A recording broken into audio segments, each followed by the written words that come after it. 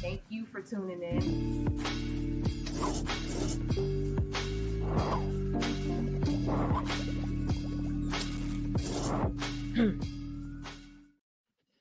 Hey, what's up, Hilo News family? Welcome to another episode of the Can We Talk podcast, our show where we talk to dope people in the community doing dope things. And today is no different. We are having a very special series with the Miami Book Fair. And we have been showcasing amazing authors from around the country who are going to be featured at the Miami Book Fair. And so I'm really excited to have our next guest on because they have a really, really cool book. The premise is it's kind of dope. It's called Big Jim and the White Boy. And so we have the authors on there going to be telling you about the book, you know, why they wrote it and, you know, why you should go and check them out at the Miami Book Fair this year, happening November 17th through the 24th. So without further ado, I would love to welcome to the show our guests, Marcus Kwame Anderson and David F. Walker. Hey, guys. What's up? How you doing? Thanks for having us here. Yeah, thank you so much. No, thanks for being on the show. Guys, look, I was reading the synopsis of the book and I'm like, okay, because just from looking at the cover, I'm like, it's giving a Huckleberry Finn, you know, tease. And then I read and I was like, this is what this is. And I'm like, it's a graphic novel and imagining and a retelling of an American classic that has some problematic tones back in the day. So I want to jump right in and, either one of you could kick us off. I want to know what made you guys choose this story and to retell this, with the lens that you did. Yeah. Well, Marcus and I had worked on a previous graphic novel on the history of the Black Panther Party. So we'd already worked together. And that was through the same publisher. And shortly after that book came out, the conversation came up between myself and the editor at 10 Speed Graphic of, well, what do you want to do next? And somebody had thrown out that they were at 10 Speed was like, oh, we were thinking about doing a reimagining of Adventures of Huckleberry Finn. And I was like, oh, well, I actually started writing this book, like, I don't even know how many years ago, really? But I wasn't imagining it as a graphic novel. But it had been collecting dust so long that I also knew I was never really going to get to it unless like someone lit a fire under my butt, right? Because we all have those sort of things, right? We're all like, yo, I'm gonna build a log cabin, and and you got to get an axe, bro. I didn't even have an axe, so it came up that way, and I said to my editor, I was like, yeah, no, that would be great. I have something that I've already started working on, and then from there it was like, well, who do you want to have draw it? And I was like, well, that's a no-brainer, right? I just came off of working with Marcus, and if we can get him, that's who I want to work with, because to quote Jerry Maguire, he completes me. So that's that. It's mutual.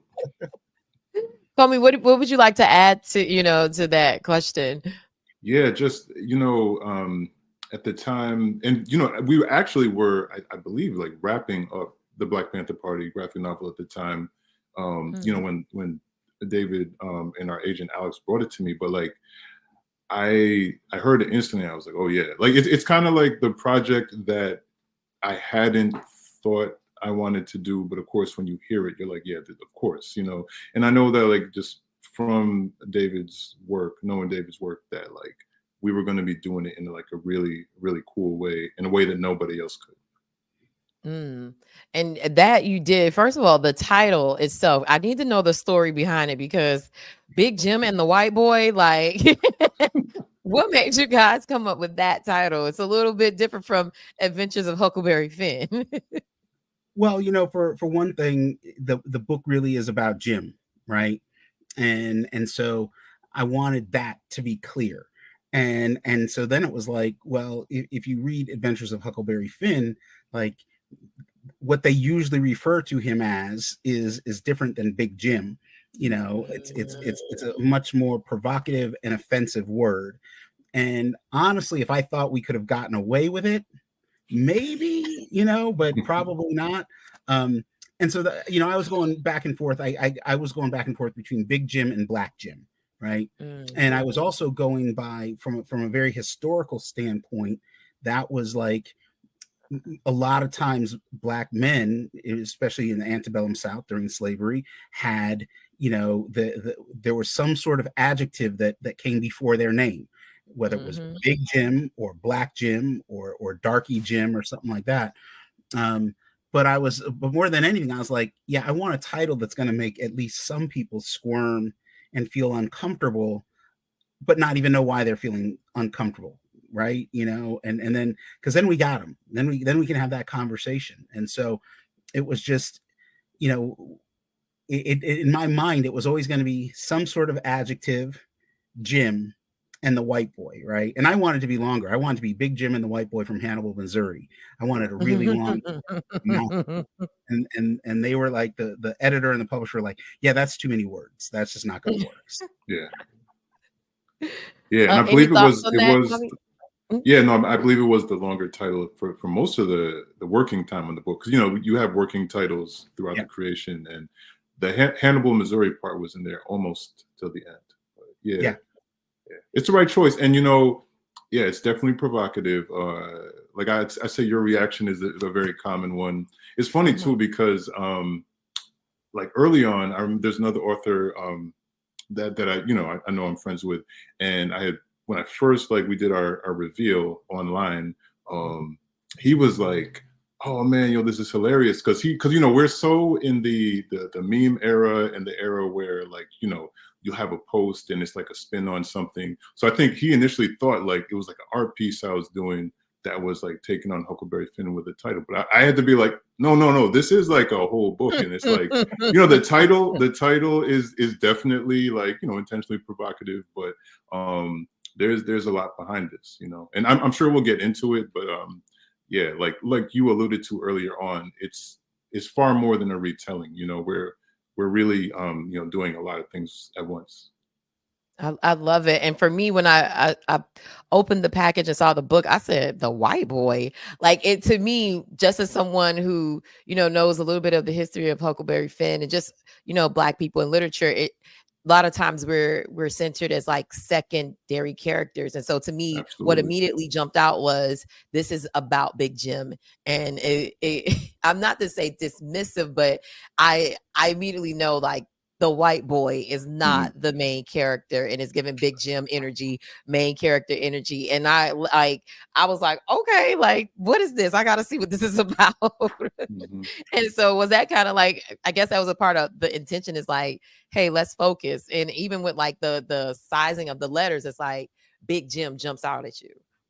Yeah, no, it's definitely, I mean, people read Batman, and sometimes they read Batman and Robin, but they never read and Robin, right? So we wanted it to really jump out at people, and I think more than anything, you know, it does get people asking that question, right? And when you read Mark Twain's original Adventures of Huckleberry Finn, like, Huck gets his name in the title. Jim isn't mentioned anywhere, and Jim has always been treated as a secondary character. And this goes back to what you're talking about in a lot of film, a lot of literature. There's these secondary supporting Black characters or Asian characters, or sometimes it can be queer characters who play an integral role, but they're pigeonholed into these various stereotypes, right? And if nothing else, I wanted to do a play on that. I wanted to do a play on giving those side characters their shine, which is Big Jim getting his shine, and then Huck is, you know, he's still a crucial part of the story, and even in it, like, he's not sure, Huck's not even sure what his real name is, right? That's one of the things, you know, well, like his own father refers to him as the white boy, and we get into that. So, like, that is, Huck is sure when he's younger that his name is the white boy. Right. Interesting. I like that.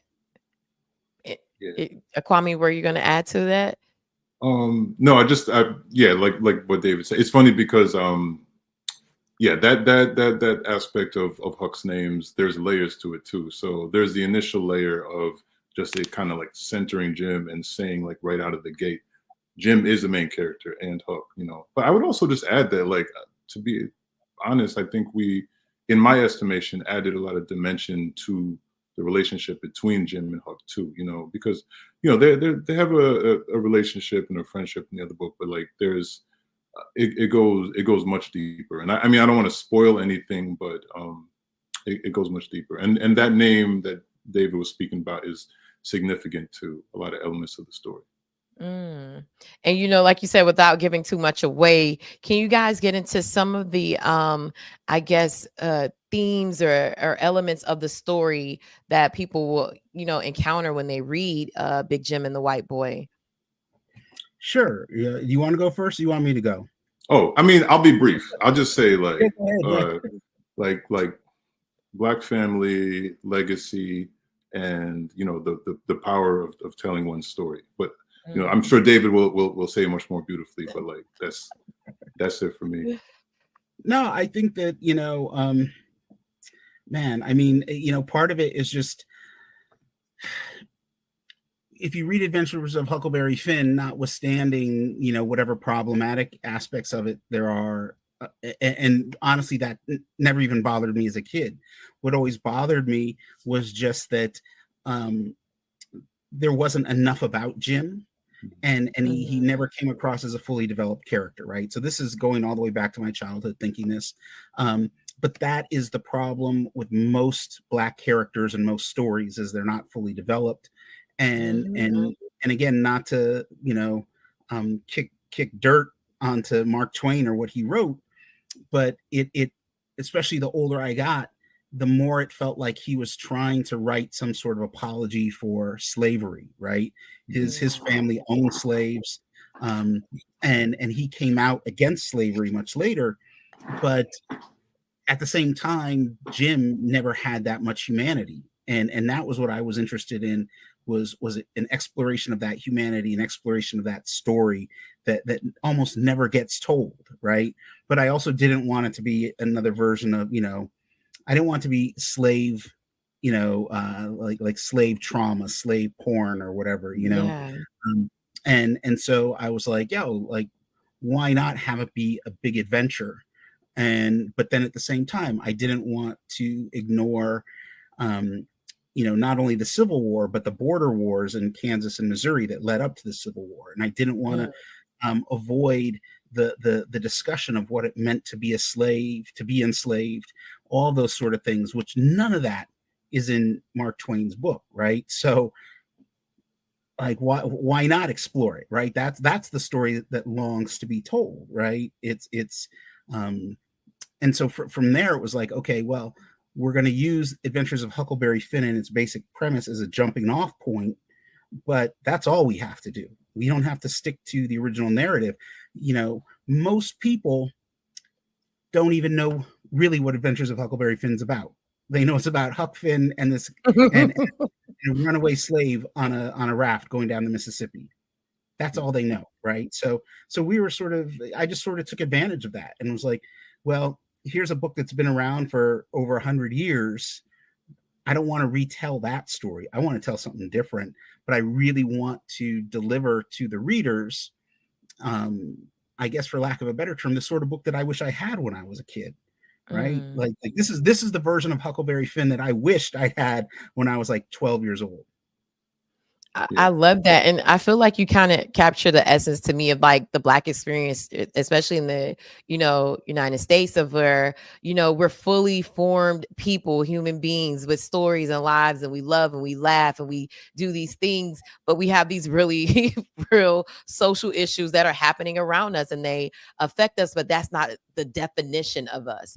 And so I feel like, just from, the bit that I did read and what you explained, is like you said, Jim becomes this fully realized character where we get to see the human in him. And also too, he's kind of like this picture into what, men of that time probably, could have went through if they went on this adventure. So kudos to you for really digging in, because like you said, his character was a secondary character in the original telling of it, but you bring life and like humanity, and I feel like especially in this day and age, like we're always searching for our humanity, especially in media and how we're portrayed in stories. Yeah. And you said something important in the sense of like, the connection between like what was going on during this time in the antebellum South and us now, right? Like, our legacy now. I mean, my family's from Jamaica, but we still came through the Middle Passage, the same, you know what I mean? Like the same institution of slavery. And so it's like, while we are removed in so many ways, like we aren't. And like, because of the aspect of our story where it is multi-generational, we really get to paint a full picture and be like, this isn't just some far off thing from back in the day. Like this impacts Jim's family moving forward. And there's both, pain and empowerment in that connection. I'm glad you brought that up, Kwame, because that was something else I wanted to ask you guys about, the way you told the story. Like, you could have easily had it just set in, like you said, the antebellum South. Like, you're going through different generations of how Jim's life affected the generations moving forward. What was the intention behind that? Oh, I just wanted to make things as difficult as possible on myself and Marcus in terms of the art. No, I thought that it was important to, from the beginning, I knew I wanted to at least touch upon the generations that come after Jim, right? And I didn't realize in the beginning that it would be as big as it was going to be. But I realized at some point part of the story is this discovery process of who we are and what our experiences are, right? So the things that happened to, say, my great grandfather or my great great grandparents, who I never met, still has an impact on me. It still has an impact on who I am. And so many of us don't know our real family stories, our real family history. And I wanted to, I was fortunate enough in that I would get bits and pieces of that stuff, that family history from my grandparents when I was much younger. But there's still so many unanswered questions, right? And I've always felt like it's difficult, if not impossible, for any one of us to really know who we are if we don't know where we came from and if we don't know what we endured, right? And I wanted to try to get some of that into the book. And I wanted to show, there's so many, we've all seen and read so many slave narratives, right? Stories of the enslaved. And they follow a lot of the same, story plot points, whether they're fiction or nonfiction. And I was like, I'd like to try to break away from that as much as possible. And I'd like to, again, I'm that person who I'm like, oh no, not another one of these movies, not another one of these books. It's like, let's try to tell something different within this framework that we have. And so for me, it was that decision was really crucial, because it's like, if you were to sit down and say, well, David, who are you and where are you from? It's gonna, like, I got to go not just with where I'm from, but where my parents are from and where my grandparents are from and my great great grandparents. And for so many of us that are, of African descent, so many of us don't know the answer to that. So many of us can't really tell that story. Some people can't. I mean, I can tell you that my grandmother's grandparents were slaves, were born into slavery, right? So my grandmother was only one generation removed from slavery. And like, that's huge, right? That impacted her. It impacted the way she raised my dad and his siblings, and then it impacted the way I was raised. And we should be talking more about that, right? As a society, as we try to understand importantly, try to be understood. And we live in a country now where there's a concerted push to not be understood, right? Because in order to understand us and what we've been through, America has to come to an understanding of what it did to us. Ooh, child, that part, all of that. I totally agree with you, David. Thank you for breaking that down. I want to switch gears a little bit and talk about the artwork, because Jim is very striking on the cover. And I want to know, for you, Kwame, what was the process and the thought to bring this, iconic character to life in a graphic novel? Like, what was that process like?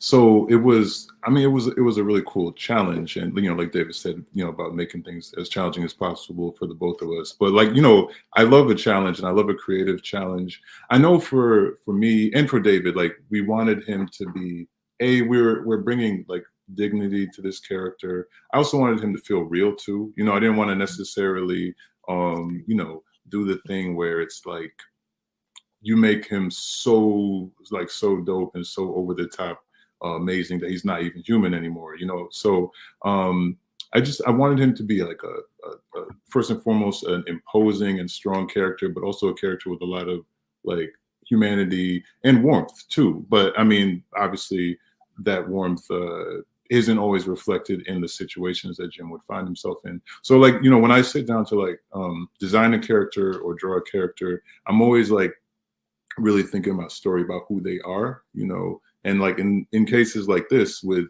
David being a brilliant writer, I have so much to draw on from his words, but then it's like I always try to do extra storytelling in my head. Like even when I sit down to do a painting, it's not like I'm just like, you know, painting a person or drawing a person. It's like I'm thinking about like what's in this person's mind, what their experiences. And so with Jim, I was drawing on everything because, you know, I'd read the entire script, and you know, there were earlier versions. He definitely went through different iterations, but the one I landed on, I did draw on some of the comic and cartoon influences of my childhood to a certain extent. Like you know, there's a little bit of like, you know, Bruce Timm, Batman the Animated Series in there, because, you know, Jim is a superhero, but he's very human. He's a little bit realer than Batman, you know what I mean? A little bit more relatable to me. And so, you know, I was drawing on that, and I really wanted to also draw a contrast, because it's not much of a spoiler to say that the opening pages of our book open with a scene from Mark Twain's version of Huckleberry Finn. And so I had a version of Jim that I depicted that was much closer to the way that he was depicted in that book. And, you know, the illustrator of the original book, outside of his work on Huckleberry Finn, was known for some of his racist caricatures that would be in editorial cartoons, you know. So I wanted it to be a very, very sharp line between that. So I basically wanted to just represent strength, you know, humanity, Blackness. Thought about like myself as a father. I thought about like just all the Black men I've known, and, you know, just wanting to basically represent through this character. No, I love it. And you know, to your point, when you brought up the comic book reference, that's like the energy that I was getting from looking at the artwork. I was like, it's giving me superhero, it's giving me like, you know, this big, powerful character as well. So for you, like with the graphic novel, is that I know a lot of younger readers, you know, may pick this up and, you know, be interested in it. And a lot of times like seeing ourselves in these characters, because, you know, a lot of these major comic book companies, they're now being more inclusive, but that's not always been the case. Was that the intention behind this too, for, you know, people that look like us, especially younger readers, to say, hey, I have a superhero who looks like me and they're strong and they're, you know, they're dynamic character? Was that behind the intention as well, Kwame and David? Yeah, no, absolutely. And like, you know, for myself as an artist, like I I put it to I could probably have had a more profitable career if I didn't like focus so much on like representing us in pretty much everything I do, whether it's my, you know, my visual, my not visual, but my fine art paintings, etc., or my comic book work. But it's just like I've always, like David put it so well before, like, you know, like wanted to create the things that I would have wanted to see, you know, when I was growing up. And I mean, we're doing it. I felt that way with the Black Panther Party, and I feel so even more so now with Jim, you know. So yeah, and I want people to be able to see themselves. And one thing I'm really it's not really a spoiler, but there's a really central character in the book that's based on my mother, you know, and you know, visually and in name. And I know, you know, David's represented family members in the book as well, and that part is important to me too. Like, you know, not just for, you know, Jim as a Black male character, but, you know, for Black women and for all of us to be represented here. I love it. Yeah, it's interesting. When I was a kid growing up, because I'm old, so some of your viewers might not know what I'm talking about. But when I was a kid growing up in the '70s, there was all these blaxploitation movies that came out, and I was too young to actually go see them in the theater. But I would see like the posters, and I would see the advertisements in newspapers, and they kind of blew my mind because what I was seeing was this representation of blackness that was not normalized. Right, this is before the birth of hip hop, and so I wanted in some way to capture that feeling only within the medium of graphic novels, right? And I've worked for Marvel and I've worked for DC and I've written a lot of the more popular black characters, but all of those characters at some point become more caricatures of blackness, um, in part just because of like how they were created, but then also the editorial guidelines that are placed upon you. And so when Marcus and I were talking about what Jim would look like, I was like, okay, we if he has a blaxploitation hero vibe, that's fine, but we need to back that up, right? We need to make sure that it's not just all about the physical appearance, that it's not just all about this hyper masculinity, because we also need to depict him as his humanity. That's the Right. most important thing. Mm-hmm. We need to show that he's intelligent. We need to show that even though he has fears and concerns, he's fearless in his actions, right? And that he's compassionate. And it was like the he's not a slave. He is a man who has been enslaved. And now he's running away from that. And now he's fighting not just for his own freedom, not just for the freedom of his family. At some point, he's fighting for the freedom of everyone who's enslaved. And so we needed to make sure that every time you looked at him, that you saw that strength, but as the story progresses and he gets deeper into his actions, he looks like a guy who can do those actions, right? And that's the reason why that contrast that Marcus is talking about in the beginning is so beautiful, because when you look at originally like those original drawings from the 1800s of Jim, he does look like a buffoon. He does look like the stereotypical, the big giant lips and the that look about him. It's like, we're going to erase that. Now we're going to now we're giving young people, regardless of race, ethnicity, any of those things, we're giving them a new hero. That was the thing. We are giving the people a new hero.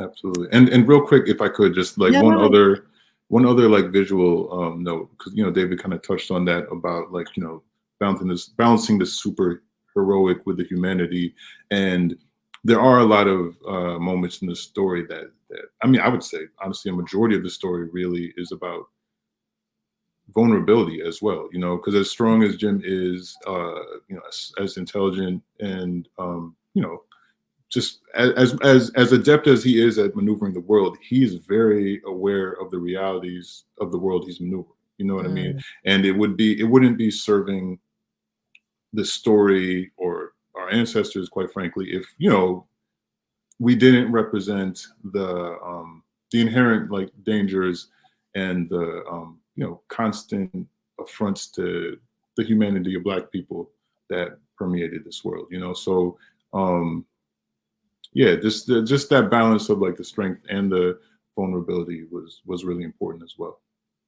I love that, because you don't get to see that a lot with Black male characters. So I'm glad that you guys went there, because we don't, like I said, we don't see a lot of it. I'll tell you, there's a point later on in the story where, as I was writing it, I was getting really emotional. There's a couple of spots where I was getting really emotional, and then Marcus turns in the art, and then I got really emotional, and I'm like starting to cry reading this stuff, right? And I was like, this is the goal. I want people to, I want them to have tears of joy, but I also want them to have tears of that heartache that these characters are feeling, right? And so I look at it, and I look through the book. I was just looking through it the other day because I'm still sort of in shock that it came out as good as it came out, right? I'm always critical of my own work, but this is the one. And Marcus can attest to this. There was points where I was like, oh man, I think we're making something special here. Like I think Definitely. I like, in a lot of ways the book is bigger than the both of us. But I felt like I was up to the challenge of writing it, and I knew from the beginning Marcus would be up for the challenge of drawing it, right? We've worked together, and the last project we did was bigger than the two of us, right? And that's what this needed to be. And I consider myself to be very fortunate in that the universe or God or whatever you want to name it chose me to be part of the process to bring this story to life, and again, to be blessed with a collaborator who, because when you're making comics, when you're making graphic novels, it's about trust, right? It's about knowing that the people you work with have got your back, and that no matter what happens, you can count on them in a bind, right? And that was it. And it's funny because, and nobody believes this. Marcus and I have never met face to face. We have never met in person before, and yet, at this Get out of point, here. like, Yeah. it's like, yeah, we're parents. We're Big Jim and White Boys. Two daddies. That's what it feels like. But they're I know I find myself now, as and Marcus and I have talked about this, as we move on to do other projects. I'm like, yo, we have to work together again, right? Like, I can't definitely. not do this with you again. Do this creative process. So to me, this has been, has just been such a tremendous opportunity, and to see that finished, the finished product, to talk to people we've never met before. We just met you just now, right? For it to resonate with complete strangers, and know that, like, one of the words you kept using was humanity, and was like, that's the goal. Our goal is to elevate the humanity of a character and of people that we are often deprived of our humanity. Love that. And I think that's mind blowing that you guys have worked on multiple projects and have not met face to face. I think that's just a testament of how dope you guys are. Because I was going to ask you, like, how has this project, like, improved your working relationship? And was there anything that you guys got from it? But I'm like, that's even more like, how did y'all do this and working, like, and not being in the same space? I mean, at the advent of technology, like, we are all talking now from different parts of the country, but I'm like, as a creative, like, did you guys not think that being in each other's presence at any point was needed? Like, how did you guys maneuver that, like, being in two different places? I mean, what's funny? It's like, and like, yeah, I mean, Dave and I, we're going to meet in person for the first time in this coming month, but I felt like, even though David and I are working from opposite ends of the country, like, it didn't feel distant, because, like, we communicate a lot. I'm a person that, like, gets so in my head about a story I'm working on, or the details, that I will be that person to be like, yo, is this you know what I mean? Like, I don't know, like what season is it in the scene? Like, how should the trees be, or whatever? Because I'm thinking about, like, all these little details. And, like, there's definitely some, like, writers or collaborators that be like, I don't know, man, get out of here. Like, but, like, David, like, just never is like, yo, stop asking me these questions, or, like, and we'll talk about, like, real stuff, like, and when we were working on Black Panther Party, like, it ended, we were wrapping it up, like, as George Floyd was murdered, and there was, there was uprisings and protests in the streets, and COVID, was hitting, you know what I mean? So, like, at that point, we had some, like, really real conversations. It was also surreal because, the anyone who knows, like, the story of the Black Panther Party, and how they started as a response to, like, police violence in Black communities in Oakland, California.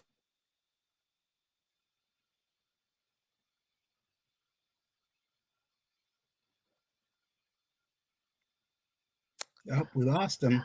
Oh no, we lost him. Okay, we could take a beat and wait for him Okay, to hop come back back. in. Man, he was in the middle of a great point. He was. He always is. He always is. Okay. All right. Can you guys Okay, hear me? yeah. Yeah. Because you were rolling, bro. You were like, I bam, bam, bam, bam, bam. know. Yeah. All right. Well, I'll just try to. Should I? I don't know. Should I pick up where I left off? Yeah, Or? I mean, it'll be you can do a edit point in there, but you could continue your thought. Okay. Yeah, but so basically, like, Black Panther Party, which was our first like full length project we had worked on. It came out at this time of like turbulence, and even as we were working on it, it's the same thing. Like, we both would talk to each other about how all these really hard hitting moments that really resonated with us, because it's like it was more than just, I don't know, this is a gig and I gotta, like, do some pretty pictures and tell this story. Like we felt it. We felt that story, and we felt Big Jim. So it's interesting because, like, we were talking about life, checking in on how each other is doing. Yeah. But there's this funny way in which, like, life was intersecting, and I guess that's the reality of America and being Black in America, is that sadly there's a lot of familiarity, and when you're dealing, with a lot of these things. But I guess to answer your question about, like, just David and I, yeah, we were geographically far apart, but it didn't feel far. I'd say, and I'd say even beyond just the fact that we were working on a book. I don't know, just David's my brother. Yeah, it's no, how it it's I tell people all the time, as a creative, if you're going to collaborate with somebody, if you can have a relationship like Marcus and I have, like, don't take it for granted, right? Because there's every now and then I'd get a text message or an email. Marcus would say something like, well, on page 42 you described it this way, but I was thinking maybe we do it this way. And I was always like, yo, whatever. Like I trust you enough to know this is going to work. And there'd be these times where these pages would show up and I'd look at them and I'd be like, yo, man, what is, like, he's on fire. How did he think to draw this?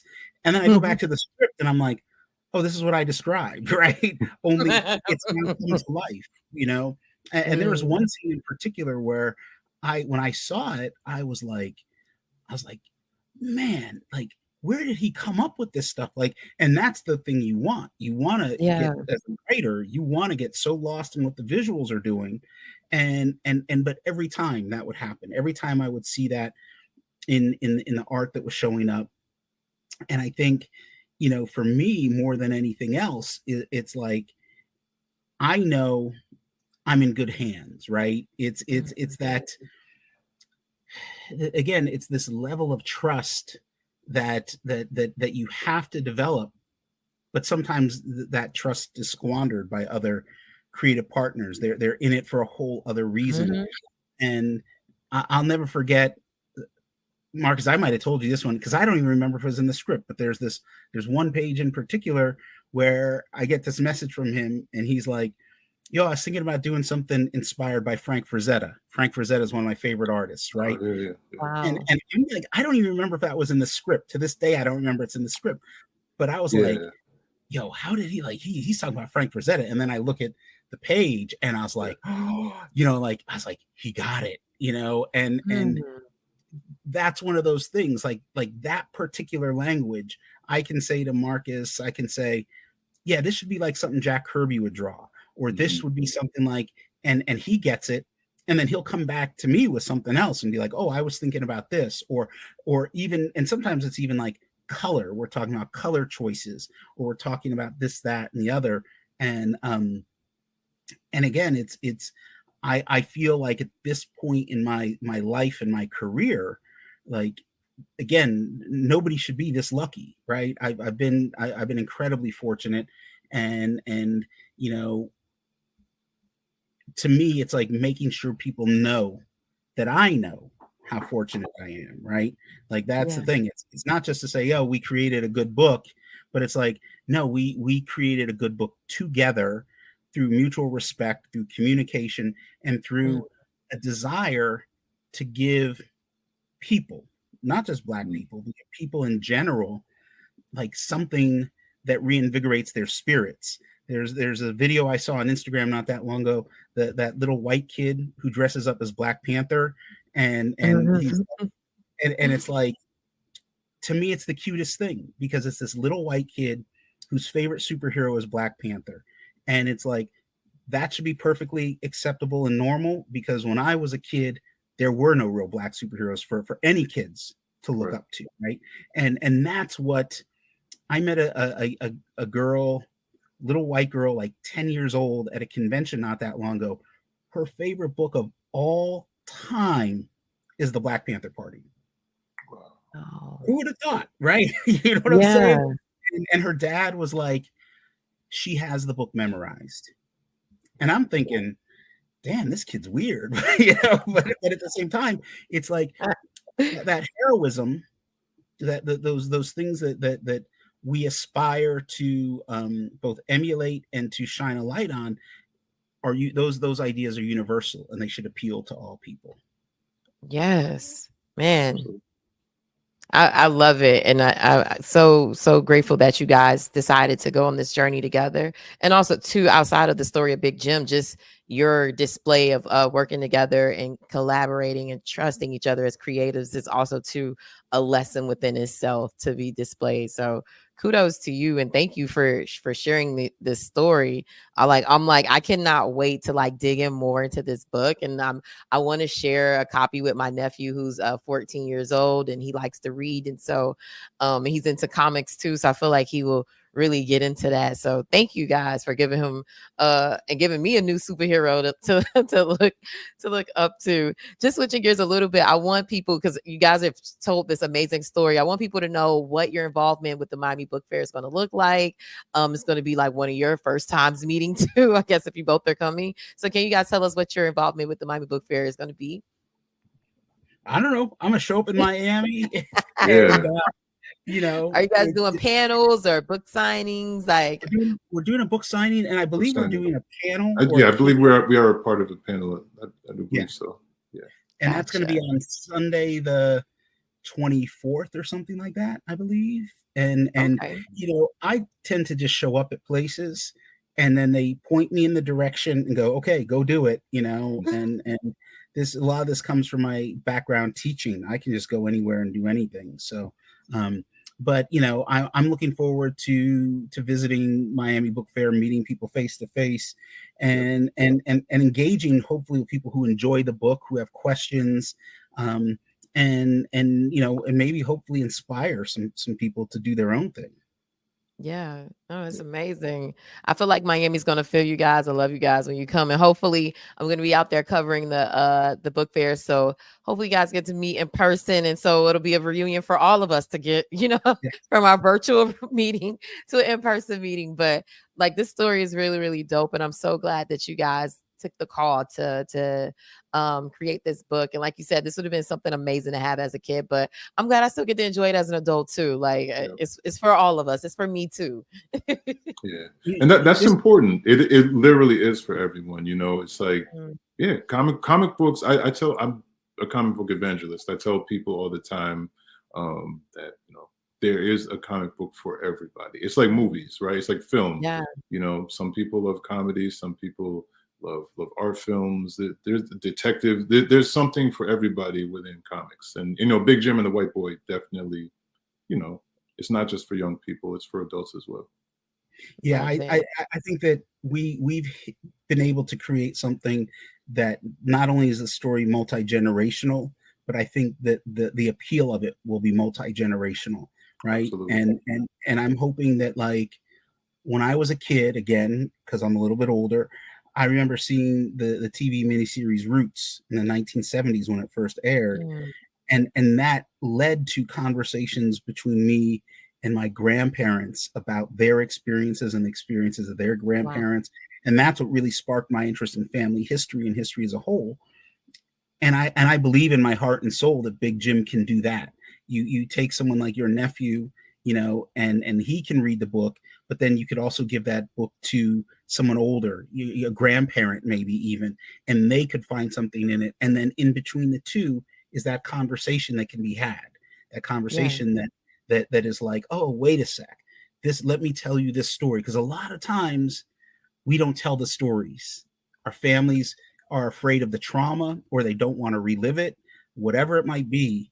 And this is how the story gets lost. This is how our history gets lost. We are the culmination of all the things that happen to us, both the joyful and the sorrowful. And we need to be able to talk about all that sort of stuff in a safe space with people that we love, and understand, this is part of the reason I'm the way I am, is because of the way my grandparents were and the way their grandparents were and how we were raised. And yeah, so that's it. I want to see pictures come the holidays. I want to see pictures of people sitting around, whether it's the Christmas tree or the Kwanzaa bush or the menorah or whatever, families holding up the book, right? And like it's family story time. I love it. Guys, this has been an amazing conversation. Like, this went longer than I did with some of the other authors, but like, I like when there's a vibe and there's a flow in the conversation, and I don't like to stop the energy.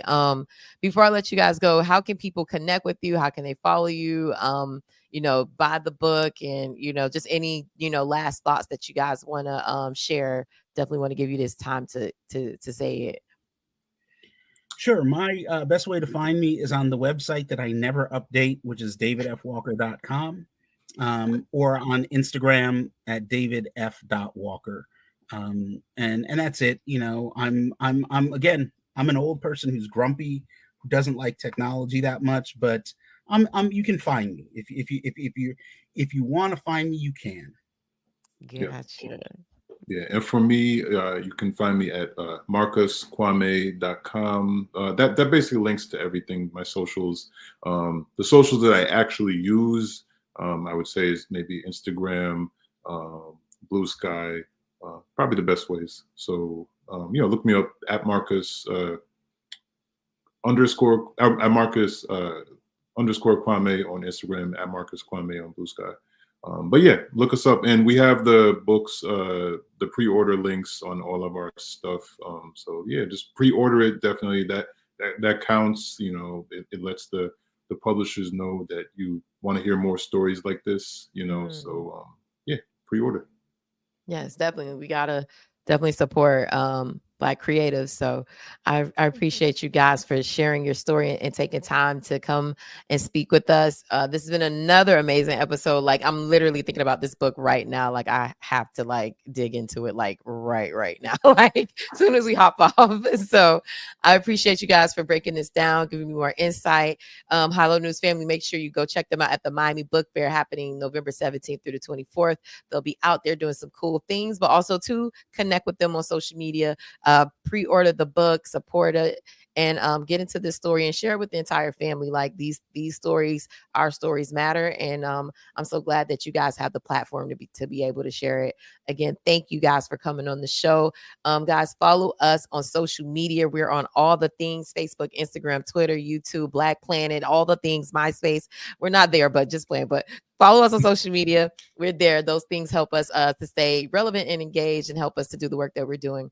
And also, too, for our loyal followers, we have exclusive content in our email newsletter and on our website at hilonewsmiami.com. You can sign up for the email newsletter there on the website. The information is on the screen if you're looking at it. Again, guys, it's been an amazing episode, our very special edition of the Miami Book Fair 2024, happening November 17th through the 24th. You guys go out there and tell them Hilo News sent you, and you guys check out David and Kwame at the book fair as well. Guys, thank you. I appreciate this. This was just a vibe of a conversation. Thank y'all. Thank you so much. Seriously. Yeah. No, like I'm legit. Like, I had a really great time talking to y'all. So can't wait to do it again. I can't wait to meet you guys in person. Yeah, looking forward to it. Definitely. Thank you. This has been another great episode. We'll see y'all next time. Peace.